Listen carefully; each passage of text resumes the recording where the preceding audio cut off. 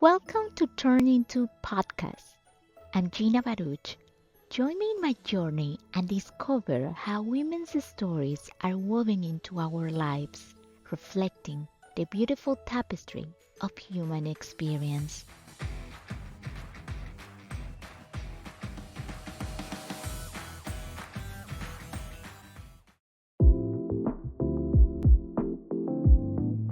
Welcome back, ladies and gentlemen.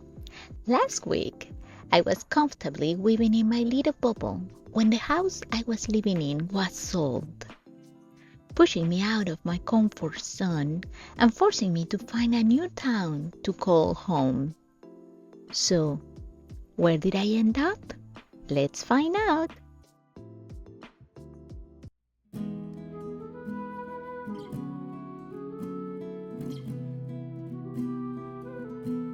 I chose Chiapas, one of the few states in Mexico to have largely preserved its indigenous languages, traditions, and nature. It is also the cradle of Zapatismo, a political philosophy and social movement named after the revolutionary hero Emiliano Zapata, which emphasizes that land belongs to those who plow it. The movement, led by the Zapatista Army of National Liberation, gained global attention with their 1994 uprising, protesting that globalization threatened their way of life. I first learned about the movement when I was 9. I found boxes of food supplies labeled in Russian language. My father, a politician, president of the Institutional Revolutionary Party in my town, explained me they were for the Zapatistas, the indigenous people fighting for their rights. Who would have thought that 26 years later, I would have moved to that very state? I arrived in San Cristobal de las Casas in December 2020 with just one suitcase, emotionally and financially broken. My friend Karen, who I had met at a writing workshop in San Miguel de Allende, had since moved to Chiapas and took me in while I found a place to live. Karen is an architect who gave up a comfortable career designing museums to build homes with mud for indigenous communities. Her passion for her work even led her to the Zapatista territories, despite the risks. Leading construction projects in a male-dominated world hasn't been easy for her, but she has grown from every challenge. Today, she's building her own home on the outskirts of San Cristobal. She also introduced me to a beautiful group of women who work with non-profits to support indigenous communities. Her friendship has been a tremendous source of support and inspiration.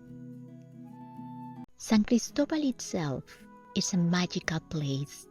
It's a vibrant colonial city nestled in a highland valley, where cobblestone streets wind past colorful, baroque buildings and bustling markets. It's a melting pot of cultures, blending Spanish colonial history with the rich traditions of indigenous Mayan communities. The cool, misty climate and the scent of pine from the surrounding mountains create an enchanting atmosphere.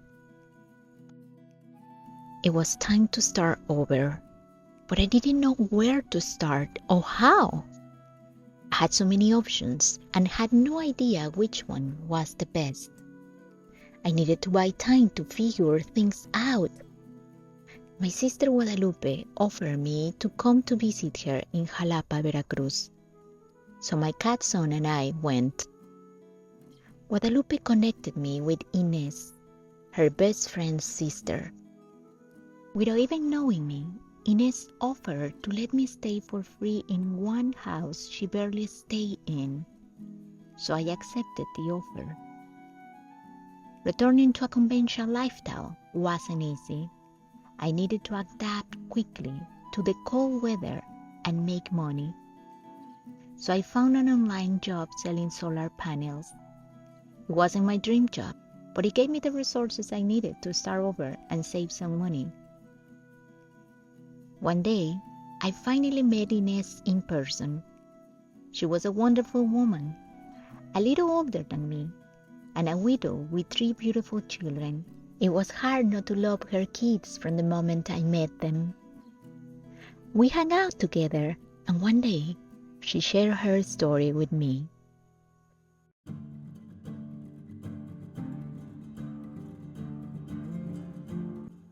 When she was 9 years old, she was walking to school when a man ambushed her on a solitary path. She lost consciousness and woke up in a hospital. It took her months to physically recover and years from the psychological trauma.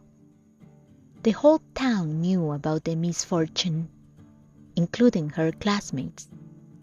She became the shame of her family and was even blamed for what happened.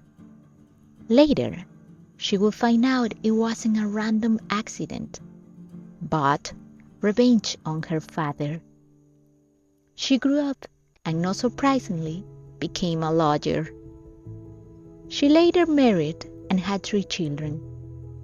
Unfortunately, her husband was killed, and she became a single mother. I was listening with my mouth wide open, but the most astonishing part wasn't the story. It was the strength and serenity with which she shared it. She didn't have any resentment towards the man who ruined her childhood. She loved and adored her parents, even when they blamed her for what happened. She had forgiven anyone, including life, for taking her husband away. I couldn't believe it.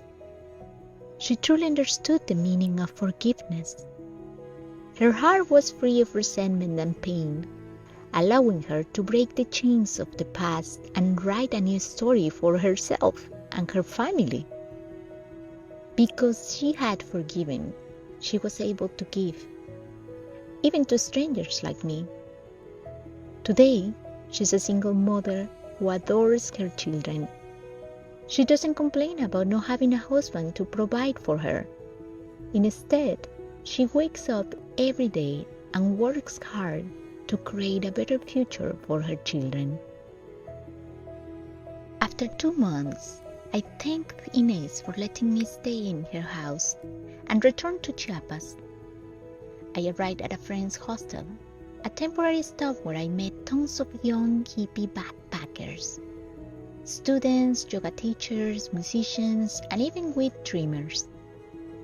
It was refreshing and fun to have conversations with people from all over the world. One day, a new girl named Susie arrived.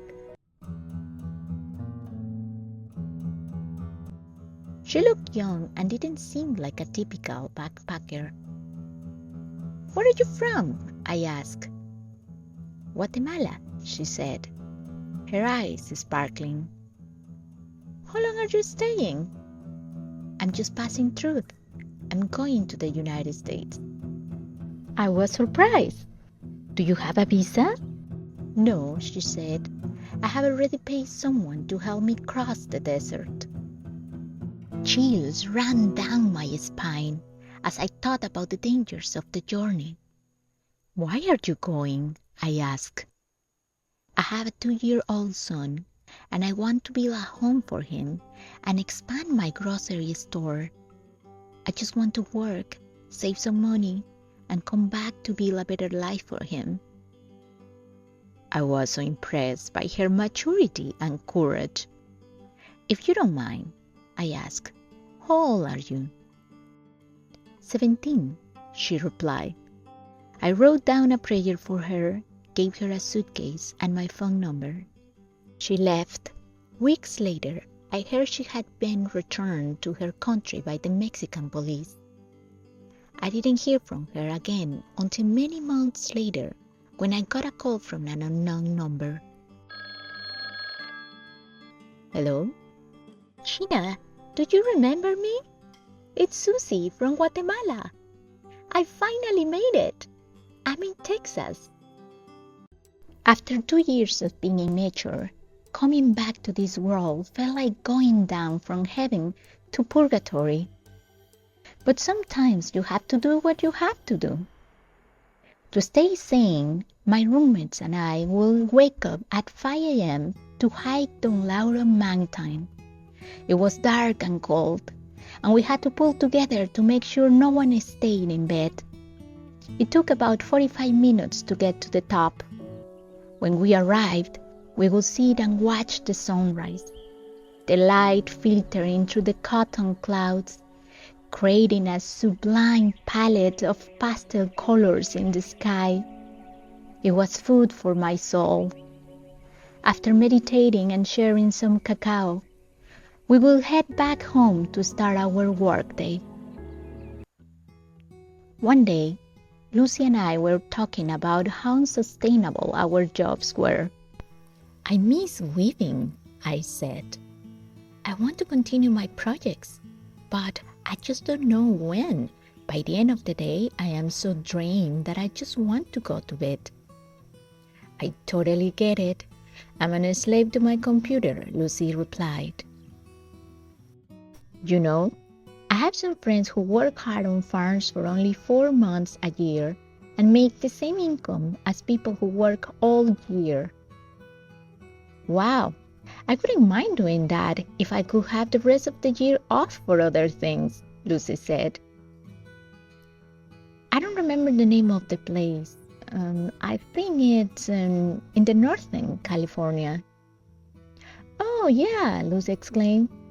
I know what you're talking about. I have a friend who has done the same. I keep my ears open. Months passed, and we didn't talk about it again. The pandemic continued, and we remained in our remote jobs. I kept hiking Don Lauro Mountain, praying and asking the same question. Where should I go? Who should I talk to? It was May 2021, and my birthday had just passed when the stars aligned. Lucy and I couldn't take our jobs anymore. I called her. Lucy, I'm ready. Let's buy our tickets tomorrow. Without any plan, we were about to jump into the unknown.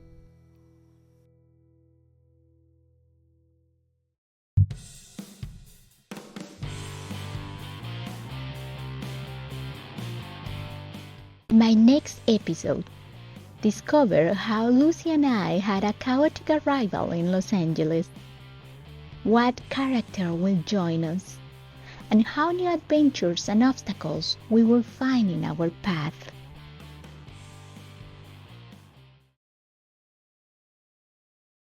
Thank you for listening. If you enjoyed this podcast and want to support the work I'm doing, please consider checking out my Patreon. You can find the link in the show notes. Your gratitude and support help me create more content you love. You can also follow me at Instagram at Gina Baruch Art. See you next week, and remember, you were born to shine.